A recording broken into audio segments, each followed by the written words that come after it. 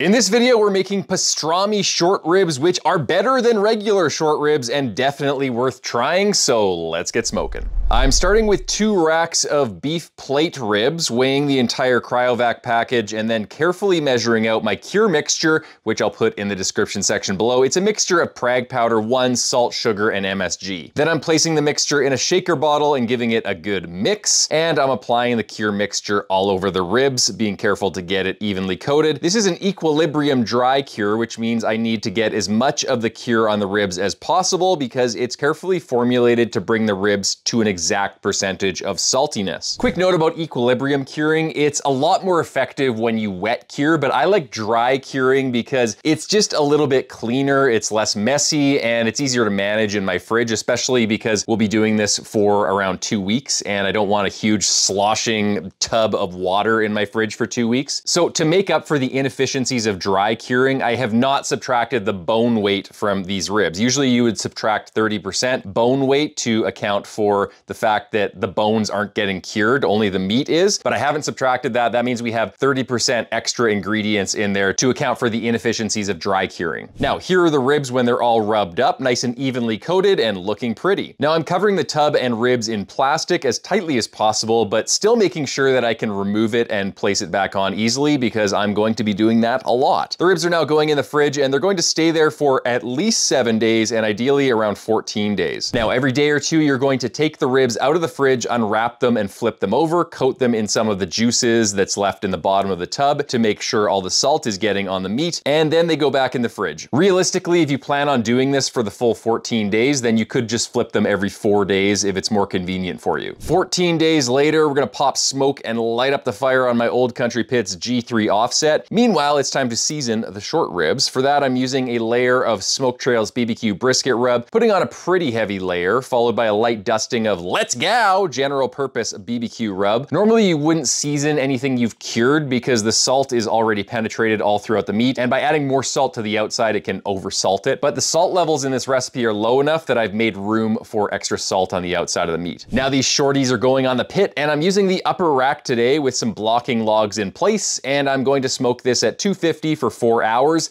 then ramp up to 285 for another 6 hours just to render the fat cap. 10 hours later, the beef ribs look like this. The fat cap is nicely rendered and they're probing around 195 internal, which is what I usually shoot for on short ribs and brisket. You can see how I can just poke my finger right through the fat cap. That means they are definitely ready to wrap. So I'm placing them down on some butcher paper and foil with ghee, which is basically clarified butter, and giving them a spritz of lemon juice all over. More on that in a minute. Actually, a lot more on that in a minute. Then I'm wrapping them up tightly. The butcher paper is something I've been doing recently. It's to prevent contact with the foil. I found that what happens when I hold brisket or other types of meat for a long period of time in my holding oven, fully wrapped in foil, I can get something called galvanic corrosion, which happens when your foil wrapped meat basically turns into a battery with an anode, a cathode, and the middle, which is salty, sometimes acidic meat, turns into an electrolyte, and that forms a battery and it can corrode the top of the foil, which leaves little specks of aluminum foil on the top of your meat if you're not careful. This has happened to me a lot before, so I've started wrapping in butcher paper before foiling just to prevent that direct contact. Am I gonna do it all the time? Probably not. It's kind of inconvenient, but I'll do it as much as possible. Now, let's talk about why I spritzed with lemon juice and why I'll be doing a lot more of that going forward. When you have leftover nitrites from cured meat and you subject them to high temperatures, let's say you're frying bacon in a pan or you are cooking barbecued meat on an offset smoker at around 300 degrees and the fat cap starts really rendering and air frying, what happens is those leftover nitrites from the cured meat can convert into nitrosamines, which are carcinogenic. Now, to counter this, they actually add erythorbic acid or ascorbic acid, which is vitamin C, to bacon in order to react with leftover nitrites and convert them to nitric oxide, which is harmless,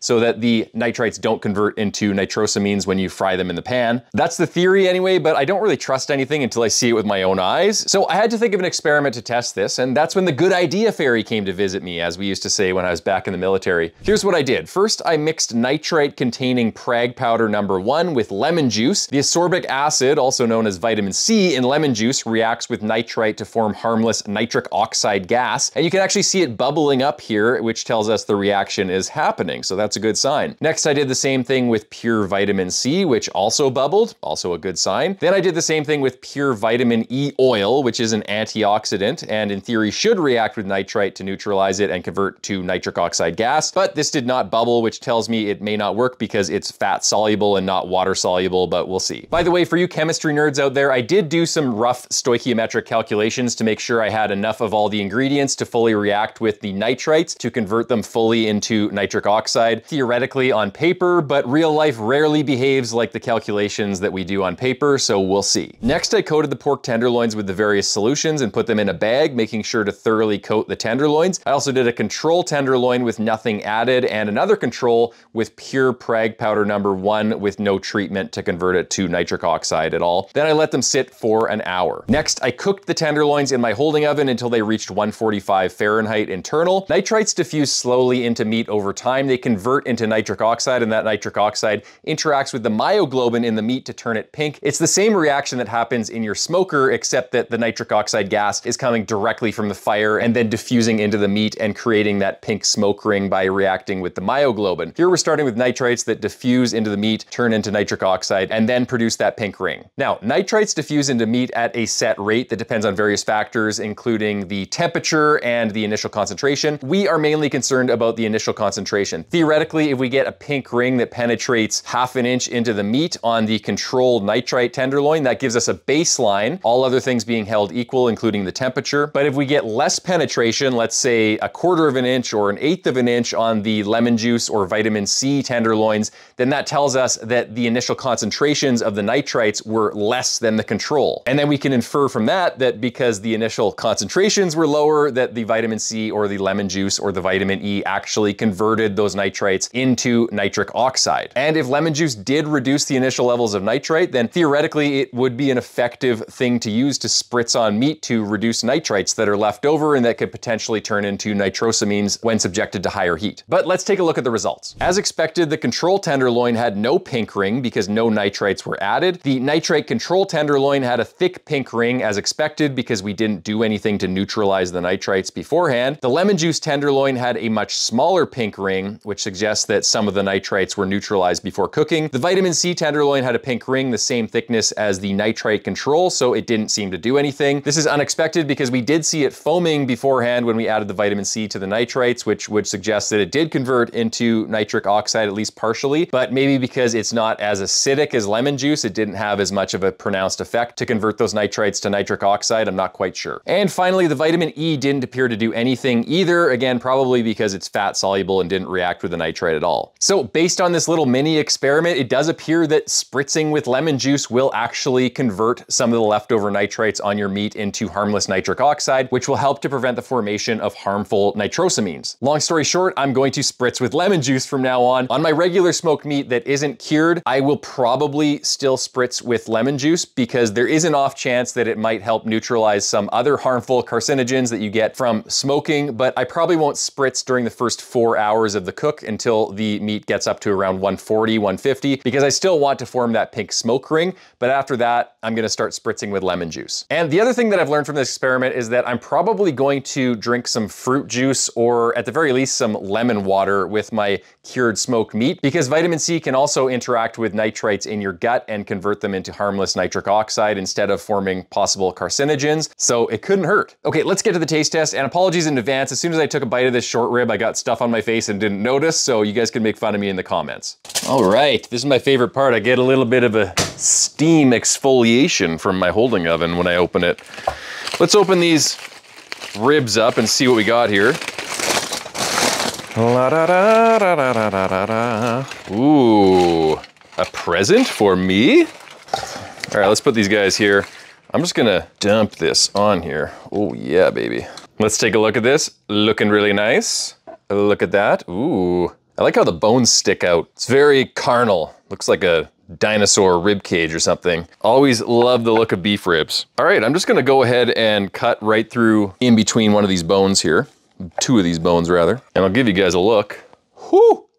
Look at that. That is so juicy. Oh my God, that looks really good. Let's cut this other one.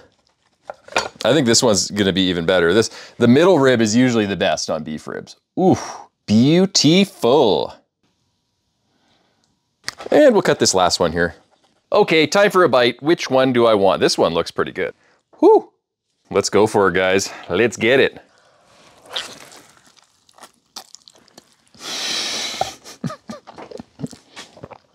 Oh my God. That is good.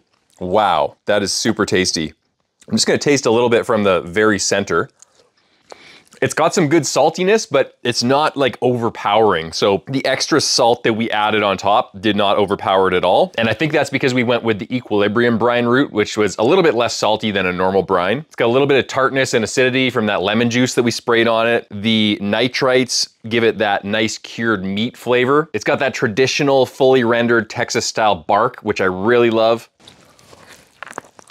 And it's a little bit sugary too from all of the sugar that we added to that dry brine. Guys, I'm gonna call it right here. I like these better than regular short ribs without the cure at all. This is a superior product, I think, in my opinion. It just has all of the things that a regular beef rib has, plus it has flavor all throughout the meat, and it just looks really cool. It's fully cooked, obviously, but it looks like this raw dino rib with just an awesome red color, and I really like the look of it. I like the cured meat flavor that's kind of bacony, the salt and the sugar all the way through. It's really good, guys. Highly recommend that you try this at home. Look at this, like, you can just tear it up.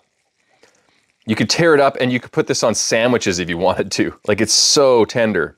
That would be phenomenal. On some toasted rye bread, make like a Reuben style sandwich. That would be freaking delicious. But let me know in the comments, do you guys think you're gonna try this pastrami style short rib? And also, if you have any ideas for future experiments you wanna see on the channel, always feel free to drop them in the comments section. I will respond. And if they're really good ideas, I might even do them. One more thing, guys. I realized I just grew a beard basically in that video from taking a bite of that short rib. I just cleaned off my face there, so sorry about that.